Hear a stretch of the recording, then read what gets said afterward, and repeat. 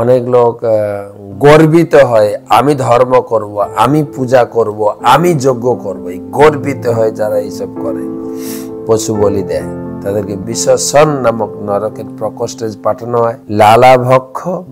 লালাভক্ষ বিশেষ করে যারা নিজের বীর্য স্ত্রীকে জোর করে খাওয়ায়, কারণে স্ত্রীকে বসে আনার জন্য। এটাও ভাগবতমে লেখা আছে। বিশেষ করে ব্রাহ্মণ, ক্ষত্রিয়, বৈশ্য স্ত্রীকে বসে রাখার জন্য নিজের বীর্য পান করায়। সারমেয়াদন 19 নম্বর, যে দস্যুবৃত্তি অবলম্বন করে অন্যের বাড়িতে আগুন লাগায়, বিষ প্রদান করে, আর সরকারি লোকেরা তারা বেশি করে কর চাপায়, তারা সারমেয়াদন নরকে যাবেন।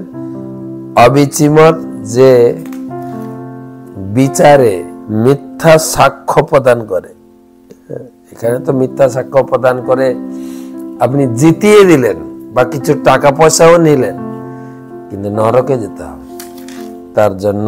অবিচিমত নরকে, এবং সেখানে কিভাবে নরক যন্ত্রণা ভোগ করে তার বিস্তারিত রয়েছে, আমি বিস্তারিত বলছি না।